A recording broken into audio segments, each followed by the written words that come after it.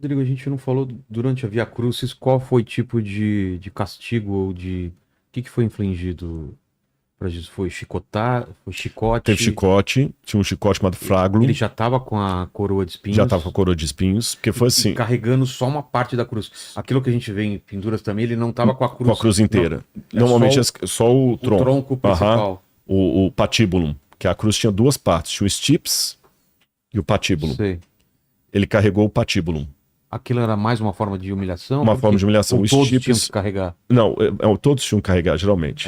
É, A menos que os romanos fizessem não sacrifício, uma condenação generalizada, como na época do cerco de Jerusalém ou da revolta de Bar Kokhba, aí eles pegam e colocavam todo mundo ao longo do caminho assim, crucificando todo mundo de cara. sei. Mas geralmente o stips ficava no local, aí Ele a era pessoa enterrado enterrado. e ainda tinha algum suporte aqui para. Exatamente. Aí pegava o patíbulo, a pessoa vinha com o patíbulo Certo. e tinha duas maneiras. Quando chegava no local, não sei se que tá dando pro pessoal ver, olha. Tá. Aí ele pegava e ia içando o patíbulo aqui. Essa é uma forma, formando a cruz. A outra forma, Olha lá. o stips ficava Aí tá errado, aí né? tá errado porque Jesus levava só o patíbulo. Mas foi uma licença poética do Mel Claro. Gibson, que para mim foi um dos filmes mais realistas. É até demais, né? Mas para mim foi um dos mais realistas. A outra forma é que o stips, o poste, Sei. ficava no chão. Ah, Aí tá. você montava o patíbulo O crucificado deitado deitado e depois içava. içava. Isso o Mel Gibson mostra. É. E vai içando, içando, içando, e depois e isso provavelmente deve ter causado uma dor ainda mais angustiante É. no mestre. E você perguntou a questão de o que acontecia ali. O Pilatos, ele não queria que Jesus fosse condenado porque ele estava entre a cruz e a espada. Porque tinha os apoiadores de Jesus, mas tinha os apoiadores De Barrabás. de Barrabás, os anti-Jesus, vamos dizer assim. Ah, tá. Eles não eram pró-Barrabás. Barrabás também era um camarada perigoso. Mas eles falaram, se você liberar Jesus, a gente vai te entregar para César. Aí ele não queria ter uma guerra civil. Então ele pensou assim, tá, eu não vou matá-lo, mas também não vou soltá-lo. Faz com ele o julgamento romano. O julgamento romano era uma quarentena de açoites menos um. É. Aí que Jesus é levado para lá, só que os soldados exageram. Eles não se limitam apenas a bater em Jesus uma quarentena de açoites menos um. Eles fustigam Jesus com varas, colocam a coroa de espinhos na cabeça dele. E o tipo do chicote que usavam chamava-se fragulum. Ele tinha uma coisa assim, tinha as tiras não sei se fragulum, se você colocar fragulum, talvez apareça. E tinha as tiras de couro, e na ponta de cada tira, ele tinha um pedacinho de chumbo, prego, pedaço de osso. Então, quando você bate... Quem assistiu o filme do Mel Gibson viu esse tipo de chicote. Quando você bate na pessoa, Ele crava na ele pele. crava na pele e rasga, Nossa. e arranca pedaço de pele com carne viva. Isso o Mel Gibson mostrou com muito realismo. É o fragulum. E Jesus passou por tudo isso, e a coroa de espinhos, a humilhação, tiraram a roupa dele, colocaram uma roupa lá toda ridícula, depois acabaram despindo realmente Jesus, onde ele é colocado nu por toda a humanidade e sofrendo ali o castigo, porque Isaías 53 diz, o castigo que nos traz a paz estava sobre ele, e sobre as suas pisaduras é que nós somos sarados. Eu posso fazer um Pode, comentário final aqui, Vilela? Fazer aqui uma citação de São Tomás de Aquino. A fé para os que creem no Evangelho é uma força vinda de Deus que, na medida mesmo em que cresce, ela nos transforma. Né? Então, eu queria deixar essa citação aqui. Ó, Rodrigo. É isso mesmo, Flagrum. Tá vendo aí? Tem um desenho. Tá vendo nessas pontas que vocês estão vendo? São pontas de chumbo que eles colocam. E a outra tá com pedaços de ossos. E às vezes misturavam no mesmo Flagrum pedaços de ossos, pontas de chumbo. E colocavam também pequenos pregos. Para que ele fosse lá, fizesse todo... não é vergalhão, se não me engano, né? Que dá aquele vermelhidão assim na pele, né? E depois dilacera o músculo. As bolinhas de chumbo dilaceram o músculo e as outras pontas arrancam um pedaço de carne. Isso é, assim, dantesco. Lene, perguntas. Vamos lá, tem algumas perguntas aqui. cadê? Deixa eu achar aqui a que eu tinha separado. Ó, o Chapa diz aqui o seguinte: dias atrás estava batendo um papo com um colega, onde falei que Jesus morreu por nós na cruz, e esse colega disse que ele não pediu para Jesus morrer por ele. Não consegui rebater. Como responder a algo assim? O colega falou que Jesus não morreu por ele? Ele não pediu Ele pra não pediu, Jesus Mas o morrer colega por tá ele. certo. O Noah não pediu para você ser pai dele. É. E por isso você vai deixar de ser? Então, o que a gente tem que entender é que o melhor... Se a pessoa pedisse Jesus para morrer, não seria graça. A graça é o favor imerecido. Então, se você agora anular da sua vida tudo... Você não, o seu amigo que fez essa pergunta, né? Tudo o que aconteceu na sua vida que você não pediu, então também você vai anular seu pai, sua mãe. Você não pediu seu pai e sua mãe para serem seu pai e sua mãe.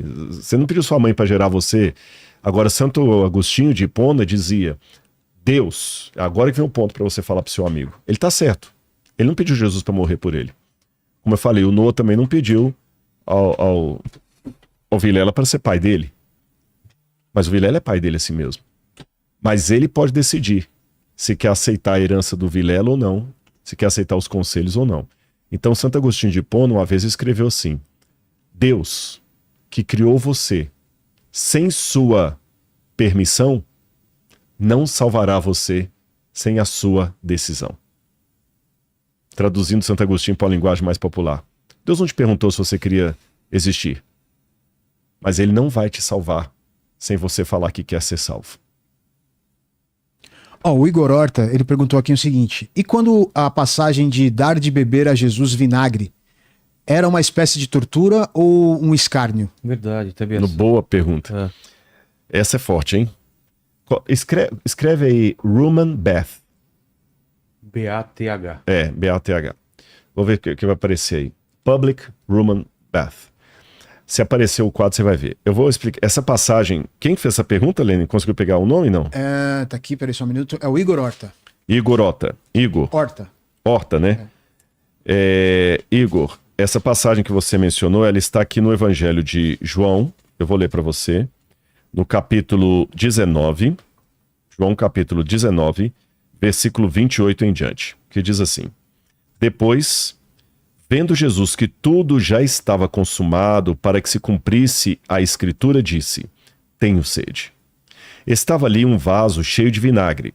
Embeberam de vinagre uma esponja e, fixando-a num caniço de isopo, aproximaram a esponja da boca de Jesus.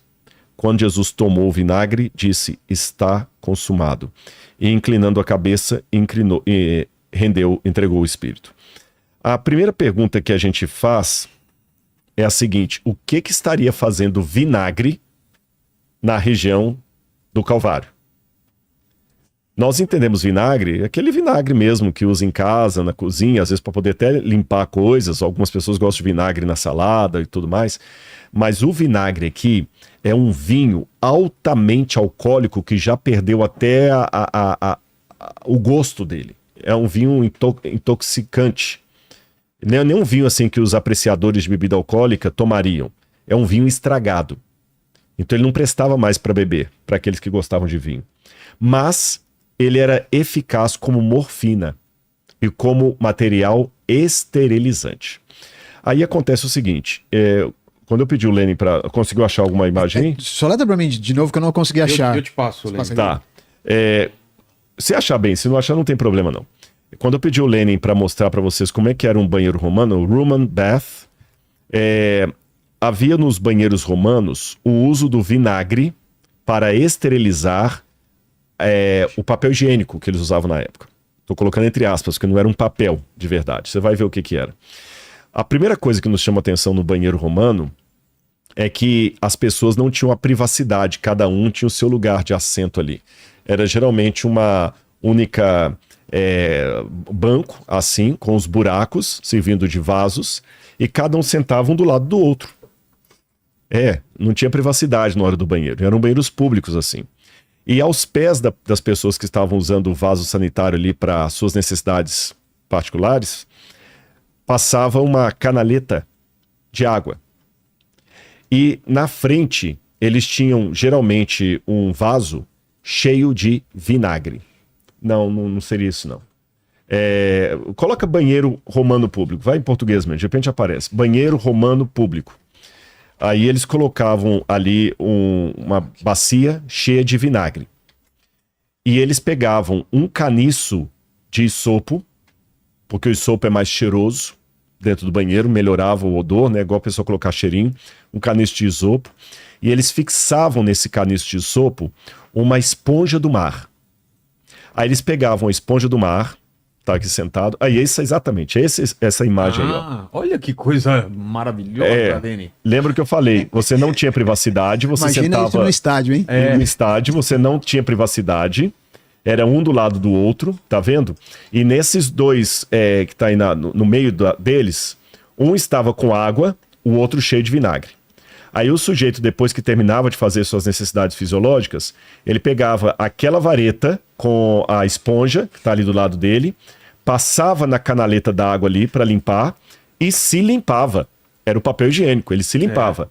Depois que ele se limpava, ele passava de novo na água e mergulhava no vaso de vinagre para desinfetar a esponja, a fim de que outro usuário do banheiro pudesse vir e usar aquilo ali. Meu Deus. Tá certo? Aquele chazinho lá no meio, imagina. Nossa. Exatamente. Agora Eu imagina. fui em Éfeso. Em Éfeso tem um desse. Eu até mandei pra você. Em Éfeso tem. Você vê perfeitamente como A funciona. canaleta, né? então, 3 elementos. E o negocinho rodando, a aguinha passando por A baixo. canaleta, o vinagre, aliás, o vinagre, a vareta de isopo e a esponja do mar. Agora você imagina, Lene, você com a hemorroidinha lá atrás, passando um vinagrezinho. Esse é o de Éfeso.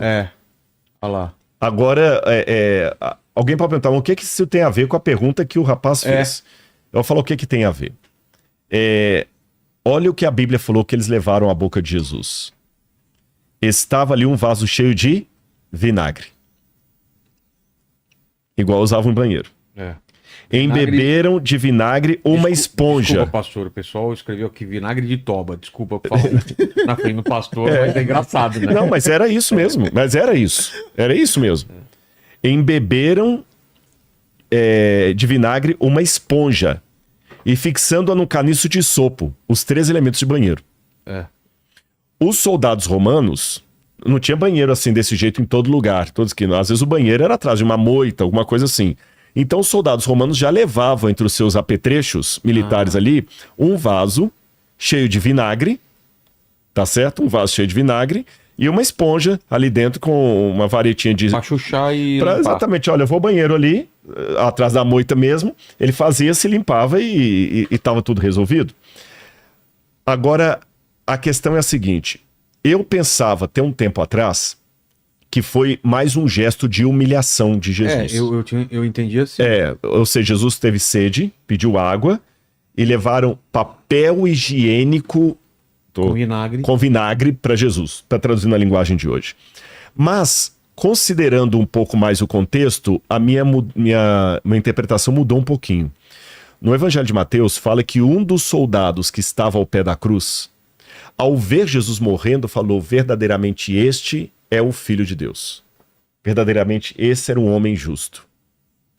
Então nós temos um caso que pelo menos 1 ou 2 soldados ali estavam apiedados de Jesus. Sim. Ele sentiu pena de Jesus. E ao ver Jesus angustiado, pedindo água, ele queria dar água a Jesus. Mas como é que um soldado poderia dar água a Jesus? Os superiores não iam deixar. Claro que não. Você não podia ter nenhum gesto de misericórdia.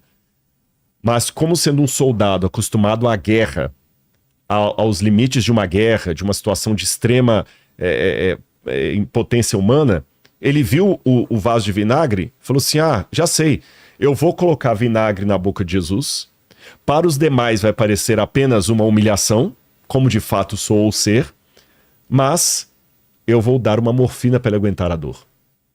Porque o vinagre era usado também como morfina na guerra. No desespero, na guerra ali, o pessoal faz de tudo. E aí o doutor pode explicar até mais o poder da morfina para ajudar a dor, e o vinagre altamente alcoolizado. Eu estou usando morfina, não é que era morfina, o efeito, né? É o que tinha na época. Então, por isso que eu acredito que aquele soldado, tomado de piedade, deu um jeito de colocar vinagre na boca de Jesus para trazer um torpor mental a Jesus e ele aguentar mais o sofrimento, sem ser impedido pelos colegas. Então foi sim um ato de humilhação, mas por alguém que talvez estava tentando ajudar Jesus. Só que é interessante a Bíblia dizer que quando Jesus tomou o vinagre, no outro evangelho diz que Jesus experimentou. Quando chegou aos lábios e que ele sentiu que era vinagre, ele não bebeu. Ele não bebeu. Ele não aceitou beber, por quê? Jesus tinha que estar lúcido até o fim. Aí é um outro desdobramento de tudo que foi descrito pelo Dr. Ricardo aqui. Porque quando você está nessa pressão, nessa angústia maior, qual que é o grande desespero? A fuga da realidade. Por isso que a maioria das pessoas usam drogas no período de maior estresse. O cara tá com muita depressão, ele vai e usa uma droga pesada para poder esquecer. Ou ele enche uns 2, 3 copos de conhaque, de vodka e começa a beber e tem um coma alcoólico, porque a dor é tão grande que ele quer apagar. Mas Jesus sabia que se ele estivesse com qualquer torpor mental, o diabo poderia tomar conta da mente dele. Então ele foi ainda raçudo, posso dizer assim, de enfrentar a dor lúcido até o fim. Resumindo a resposta, sim, foi uma grande humilhação, foi algo usado em banheiro, mas provavelmente, pelo que eu entendo, talvez o soldado foi tomado de piedade ao fazer aquilo e tentou fazer de uma maneira disfarçada. E em terceiro lugar, Jesus experimentando o vinagre, vendo que era vinagre, não aceitou, porque ele preferiu a dor até o fim a ficar anestesiado em relação ao que estava acontecendo.